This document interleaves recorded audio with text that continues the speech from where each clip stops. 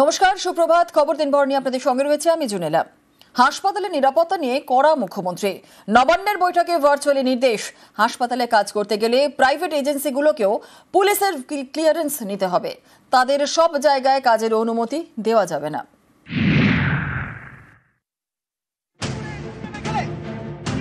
কখনো এসএসকেএমে নাবালিকাকে যৌন নির্যাতনের অভিযোগ, কখনো হাওড়ার উলুবেড়িয়া মেডিকেলে মহিলা জুনিয়র ডাক্তারকে মারধর, ধর্ষণের হুমকি। এই পরিস্থিতিতে সরকারি এবং বেসরকারি হাসপাতালের নিরাপত্তা নিয়ে কড়া নবান্ন।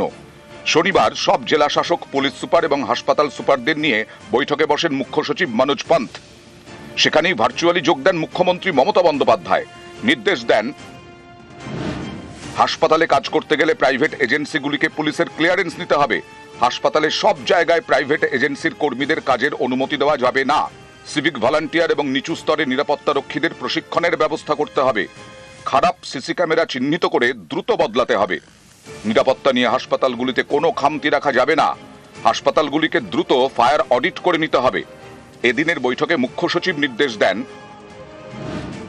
হাসপাতালে চুক্তিভিত্তিক কর্মীদের পুলিশ ভেরিফিকেশন করতে হবে। যাচাই করে দেখতে হবে প্রতিদিনের ডিউটি রোস্টার। নিশ্চিত করতে হবে প্রত্যেকে নিজের দায়িত্ব পালন করছেন। নিরাপত্তা রক্ষীরা কাজে যোগ দেওয়ার আগে হাজিরার খাতা মেলাতে হবে। হাসপাতালের কর্মীদের ব্যবহার এবং আচরণে বিশেষ নজর দিতে হবে। প্রতিদিন ইউনিফর্ম, আই কার্ড পড়তে হবে নিরাপত্তা রক্ষীদের। সিসি ক্যামেরা কাজ করছে কিনা, পর্যাপ্ত আলোর ব্যবস্থা রয়েছে কিনা দেখতে হবে। হাসপাতাল চত্বরে ও নির্দিষ্ট এলাকায় অনুমতি ছাড়া কোনো ব্যক্তি ঢুকতে পারবেন না। প্রতিদিন হাসপাতালের স্বাস্থ্য দপ্তরের উচ্চপদস্থ আধিকারিকদের পরিদর্শন করতে হবে। জেলা স্তরে কোঅর্ডিনেশন মিটিং করতে হবে পুলিশ ও স্বাস্থ্য বিভাগের কর্মীদের নিয়ে। বেসরকারি হাসপাতালে নিরাপত্তা ও পরিকাঠামো নিয়ে বৈঠক করতে হবে পুলিশ ও স্বাস্থ্য দপ্তরের আধিকারিকদের। হাসপাতালে দমকলের লাইসেন্স যাচাই করে দেখতে হবে। রাজ্যের সরকারি হাসপাতাল ও মেডিকেল কলেজগুলিতে যে সমস্ত প্রাইভেট এজেন্সিগুলি কাজ করে তাদের পুলিশের ক্লিয়ারেন্স নিতে হবে। নবান্নে নিরাপত্তা বৈঠকে এমনটাই নির্দেশ মুখ্যমন্ত্রী মমতা বন্দ্যোপাধ্যায়। বিভিন্ন সরকারি হাসপাতাল ও মেডিকেল কলেজগুলিতে চুক্তিভিত্তিক যে সমস্ত কর্মীরা কাজ করেন তাদেরও পুলিশ ভেরিফিকেশন বাধ্যতামূলক করা হলো। নবান্নের নিরাপত্তা বৈঠকে এমনটাই নির্দেশ দিলেন মুখ্যমন্ত্রী মমতা বন্দ্যোপাধ্যায়। ক্যামেরায় সুমন বোসের সঙ্গে সোমরাজ বন্দ্যোপাধ্যায়, নিউজ 18 বাংলা, কলকাতা। এসএসকেএমে নাবালিকার যৌন নিগ্রহ, হাসপাতালে রাজ্য শিশু সুরক্ষা কমিশন কর্তৃপক্ষের সঙ্গে কথা প্রতিনিধি দলের। হাসপাতালে যৌন নিগ্রহে ইতিমধ্যেই জালে অমিত মল্লিক। এত হাজার খানেক লোক এখানে যদি দাঁড়িয়ে থাকি, তার মধ্যে কার মনে কি চলছে, কিভাবে, এবং যদি 10 জন এখানে একটা ইউনিফর্ম কিছু পরেও থাকে, তাও তো বোঝার উপায় নেই। একেবারেই কাম্য নয়। সেই জন্যই হাসপাতালে আমরা এসছি এবং পুলিশ রয়েছেন, যারা এখানে সিকিউরিটির দায়িত্বে রয়েছেন তারা রয়েছেন।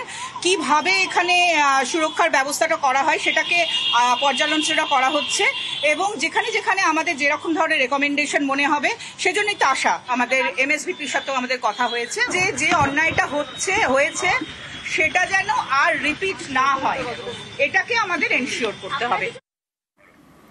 কান্দিয়া হাসপাতালে আক্রান্ত নার্স, হাসপাতালে তাণ্ডব রোগীর আত্মীয়দের।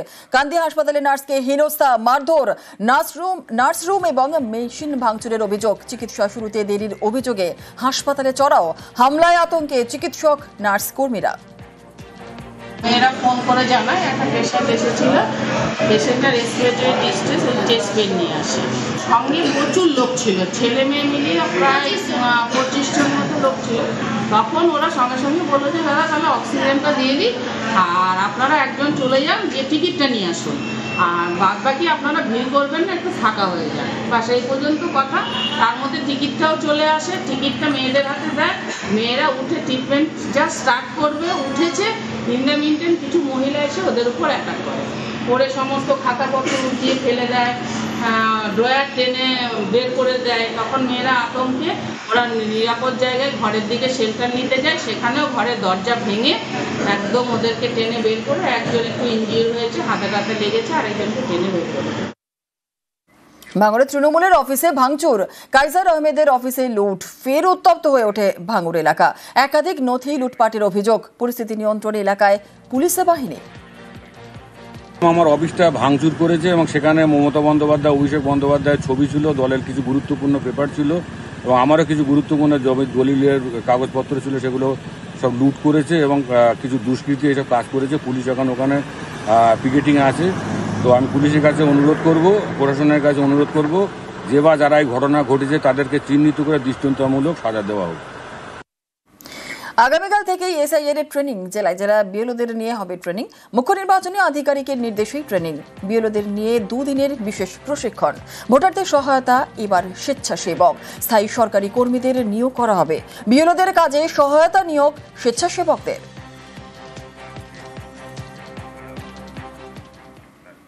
নয় রাজ্য কমিটিতে নতুন এই আস্থা। 70 থেকে 80% পদে নতুনদের সুযোগ। আরএসএস বিজেপি বৈঠকে নতুনদের সুযোগের নির্দেশ। বাদ যাবেন অনেক পরিচিত পুরনো মুখ। নেতা ঘনিষ্ঠ হলেই কমিটিতে জায়গা নয়, যোগ্যতা অনুযায়ী কমিটিতে ঢোকানোর নির্দেশ।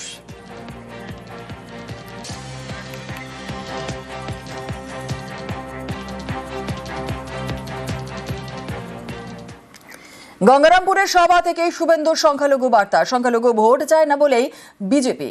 গঙ্গারামপুরে বার্তা শুভেন্দু অধিকারীর। আর প্রত্যাখ্যাত হয়ে নরম সুর পাল্টা কটাক্ষ কুণাল ঘোষের। ভারতীয় মুসলিম আপনাদের নিয়ে আমাদের কোনো সমস্যা নেই। আমি মুসলিম ভোট চাই না এ কথা কোনোদিন বলি না। আমি যেটা ধ্রুব সত্য বলি যে আমরা মুসলিম ভোট পাই না। নরেন্দ্র মোদী সব দিয়েছেন, ভারতীয়দের দিয়েছেন, জাত দেখেননি, ধর্ম দেখেননি। কিন্তু আপনাদের পাড়াতে যখন সুকান্ত মজুমদার যায়, শুভেন্দু অধিকারী নন্দীগ্রামে যায়, আপনারা বলেন এ তো জয় শ্রীরামের পার্টি এসেছে, তাই একে ঢুকতে দেব না, ভোট দিতে দেব না। এটাই হলো সমস্যা।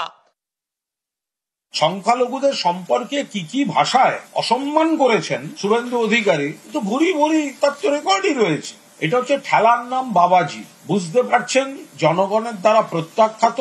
আর 2 নম্বর বুঝতে পেরেছেন যে এই যে ধর্মের নামে বিভেদের যে প্ররোচনামূলক বিবৃতিগুলো উনি দিয়ে পার পেয়ে যেতেন, রক্ষা কবচ আজ নেই। এখন সব স্টেটমেন্টে একটু পরিবর্তন পাওয়া যাবে, নরম নরম নরম নরম একটু একটু পাওয়া যাবে। রোহিঙ্গা ইস্যুতে তৃণমূলকে তো বিরোধী দলনেতার জাতিবিন্যাস নষ্ট করার অভিযোগ শুভেন্দু অধিকারীর। পাল্টা সীমান্তে নিরাপত্তা নিয়ে সহাকেতব কুণালের। বার্মা থেকে কক্সবাজার হয়ে রোহিঙ্গারা এই পশ্চিমবঙ্গে ঢুকে ল্যান্ড জেহাদ, লাভ জেহাদ, ধর্ম জেহাদ, ভোট জেহাদ করে পশ্চিম বাংলাকে বদলে দেওয়ার চেষ্টা করছে। আজকে এই জেলার ডেমোগ্রাফি কি হয়েছে? পশ্চিমবঙ্গে 1951-তে হিন্দু এবং আদিবাসীরা মিলে 85%, 11 সেন্সাসে আমরা কত 72%। আর 2027-এ সেন্সাস শুরু হবে, আমরা 65 নিচে নেমে যাব 31 সালের জনগণনায়। শুভেন্দু অধিকারী যদি বলে থাকেন রোহিঙ্গা ঢোকানো হচ্ছে, তাহলে তুমি নিয়ে অনাস্থা প্রকাশ করছেন অমিত শাহের বিরুদ্ধে। তার কারণ সীমান্তটা পাহারা দেওয়ার দায়িত্ব তো অমিত শাহের, বিএসএফ এর। রোহিঙ্গা যদি বাংলায় ঢুকে থাকে দায়িত্ব কার?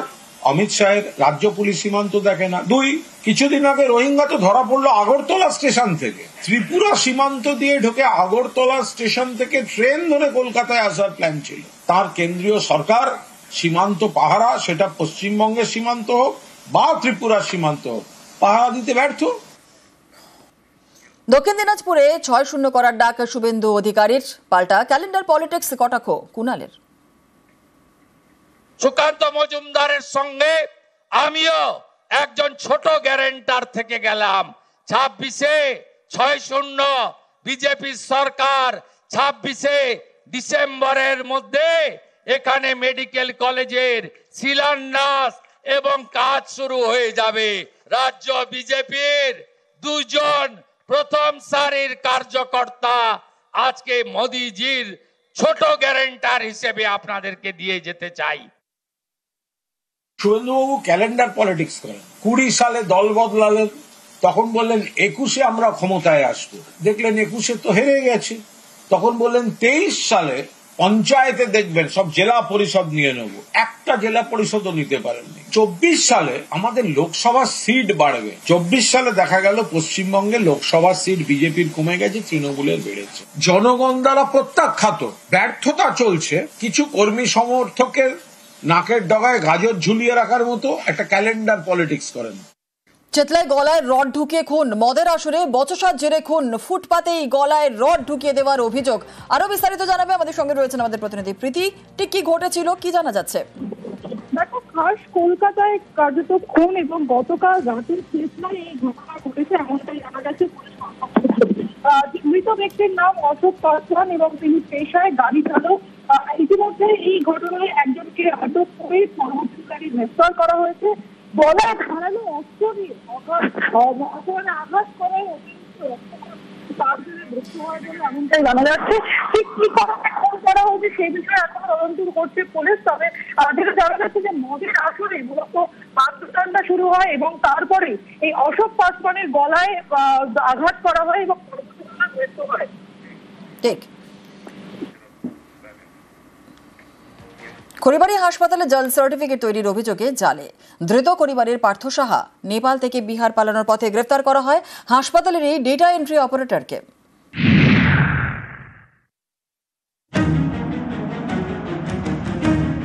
শিলিগুড়ির খড়িবাড়ি গ্রামীণ হাসপাতাল, এখান থেকে একের পর এক জাল বার্থ ও ডেথ সার্টিফিকেট তৈরির অভিযোগ। এই ঘটনায় গ্রেফতার হাসপাতালের ডেটা এন্ট্রি অপারেটর। বুধবার পর্যন্ত খড়িবাড়ি পুলিশের হেফাজতে পার্থ সাহা, তাকে সাসপেন্ডও করা হয়েছে বলে দাবি। কিছু লোক আছে, নতুন লোক পেয়েছি আমরা যে ইনভলভ আছে মধ্যে, তাদের আমরা দেখছি ইনভলভমেন্ট ভালো করে। বুধবার গ্রেফতার করা হয় পার্থ সাহার বন্ধু নবজিৎ কুহনিয়োগীকে। নকশালবাড়ি বিডিও অফিসে কাজ করেন নবজিৎ। বাংলা সহায়তা কেন্দ্রের ডেটা এন্ট্রি অপারেটর পদে। এই নবজিৎকে জেরা করেই জালে পার্থ। তদন্তকারীরা জানতে পারেন নেপালে গা ঢাকা দিয়েছেন পার্থ সাহা। ভারত নেপাল সীমান্তে চলছিল নজরদারি। শুক্রবার নেপাল থেকে খড়িবাড়ি হয়ে বিহারে পালানোর ছক ছিল পার্থর। পালানোর পথেই খড়িবাড়ি থেকে তাকে গ্রেফতার করা হয়। মানে কারা ফাঁসালো তোমাকে? মানে রাজনৈতিক কিছু বুঝছো?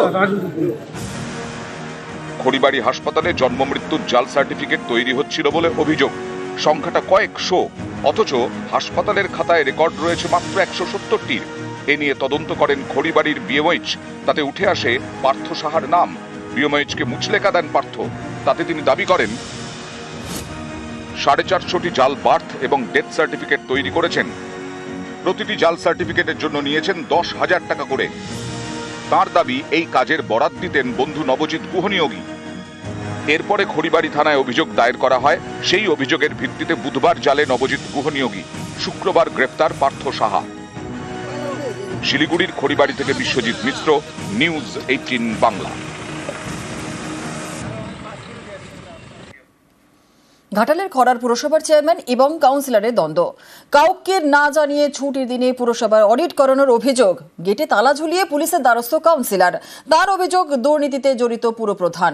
এ নিয়ে পুরপ্রধানের দাবি সবকিছু নিয়ম মেনেই হয়েছে।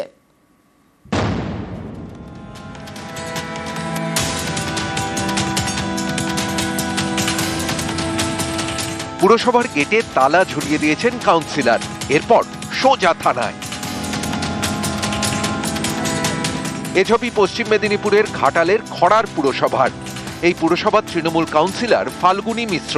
তার দাবি শুক্রবার পুরসভায় ছুটি ছিল, কিন্তু কাউন্সিলরদের কিছু না জানিয়েই পুরসভায় চলছিল অডিট। সেখানে ছিলেন না পুরসভার কোনো আধিকারিক বা স্টাফ। তার আরও অভিযোগ পুরপ্রধান দুর্নীতিতে জড়িত। এরপরই অডিটের ফাইল ছিনিয়ে নেন। পুরসভার গেটে তালা ঝুলিয়ে পুলিশের দ্বারস্থ হন। অভিযোগ জানিয়ে পুরসভায় ফেরেন, তারপর তালা খোলেন। চেয়ারম্যান সাহেব তোমাকে বলতেই পারেন নর্মাল ব্যাপার, কি ঘটনা ছিল। উনি তো বললেন আমি জানি না, ছুটির দিন এরকম কাজ হয়, আমার জানা ছিল না। বাকি কাউন্সিলরদেরকে জিজ্ঞেস করছিলেন, তারা জানে? বাকি কাউন্সিলর বলতে কয়েকজনকে ফোনে পাইনি। না পাওয়াতে আমি তখন নিজেই সিদ্ধান্ত নিলাম, নিজে সিদ্ধান্ত নিয়ে কাজ করেছি। এবং পরবর্তী ক্ষেত্রে আমি মন্ত্রী থেকে শুরু করে, নবান্ন থেকে শুরু করে এবং আরবান ডেভেলপমেন্ট থেকে শুরু করে সর্বোপরি যে অদৃশ্য শক্তির হাত লুটেপুটে খাচ্ছে তার বিরুদ্ধে যথাযথভাবে আমার সেনাপতি যাতে ব্যবস্থা নেয়, এই প্রার্থনা আমি আমার সেনাপতির কাছে রাখব।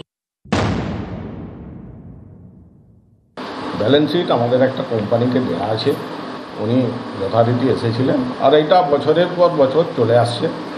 বহু পুরসভায় ছুটির দিনেও কাজ হয়, কোনো ক্ষতির কিছু নেই। আমারই কাউন্সিলর কী কারণে এই জিনিসটা ঘটালেন, ঊর্ধ্বতন কর্তৃপক্ষকে আমরা জানাচ্ছি, জানিয়েওছি। তার বিরুদ্ধে কী ব্যবস্থা নেওয়া হয় সেই বিষয়ে আমরা চিন্তা ভাবনা করি। ঘাটাল থেকে সুকান্ত চক্রবর্তী, নিউজ 18 বাংলা। গত 4 অক্টোবর উত্তরবঙ্গে দুর্যোগ, ভেসে যায় বিস্তীর্ণ এলাকা, বিপন্ন হয় বন্যপ্রাণ।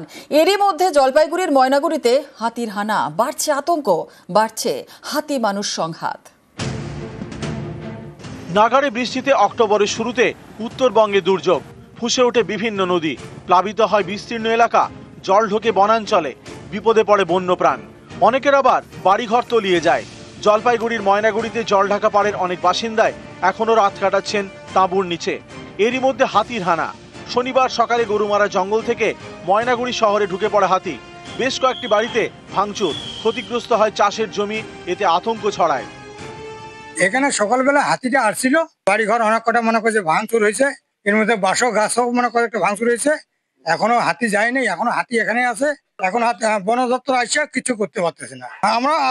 আমরা কাজ করা মানুষ, আমার কাজ করা বন্ধ হয়ে গেছে এই আতঙ্কতে। হাতিটি একটা আশ্রয় নিয়েছে বাঁশঝাড়ের মধ্যে, তো বন দপ্তর এবং ময়নাগুড়ি প্রশাসন সেই জায়গাটাকে ঘিরে ফেলেছে যাতে কোনো রকম দুর্ঘটনা না ঘটে, এবং আমরা পিপিএস থেকেও এসেছি, সেই মানুষকে সতর্ক করছি যাতে কোনো রকম কাছাকাছি যাওয়ার চেষ্টা না করে। হাতিকে জঙ্গলে ফেরাতে ময়দানে নামে বন দপ্তর, শুরু হয় মাইকিং, সতর্ক করা হয় বাসিন্দাদের। ময়নাগুড়ি প্রশাসনের পক্ষ থেকে অত্র এলাকার সকল মানুষকে সতর্ক করা হচ্ছে। ইতিমধ্যে এই এলাকায় 144 ধারা জারি করা হয়েছে।